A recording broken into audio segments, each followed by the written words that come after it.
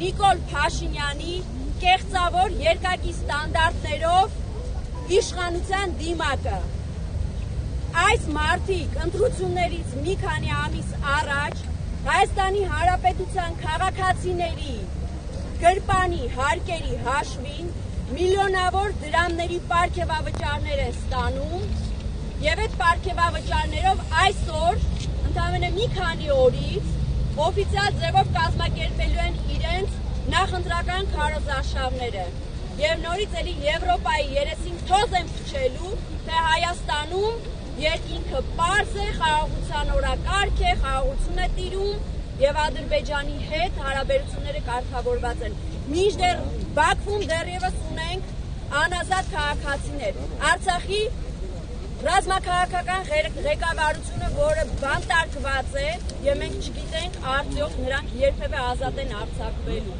որովհետեւ այս մարդիկ այստեղ զբաղված են երեսպաշտությամբ։ Նրանք կեղծավորի պես ամբողջ աշխարհի երեսին թոզ են փչում, թե Հայաստանում ազատ խոսքի իրավունք կա։ Ազատ խոսքի իրավունք չկա։ Եթե ազատ խոսքի իրավունք լիներ, հիմա այնտեղից ներկայացուցիչ իջած կլիներ առանց վախենալու եւ կփորձեր տեղեկանալ, թե այստեղ հավաքված քաղաքացիները ինչի համար են, ինչ են խոսում, ինչի մասին են բարձրաձայնում։ Վստահ եմ, որ նրանք տարբեր սոցիալական ցանցերով ու զանգվածային լրատվամիջոցներով արդեն իսկ տեղեկացել են, թե այստեղ ինչ է կատարվում։ Այնտեղից մեկը չկա, համարձակություն դրսևորի եւ իջնի խաղաղ ցուցարարների մոտ ու տեղեկանա, թե ինչի մասին ենք մենք, ինչ պահանջ ենք ներկայացնում։ Այլ մենք ժողովրդավար ենք։ Այստեղ հավաքված մարդիկ տարբեր քաղաքական հայացքներով, տարբեր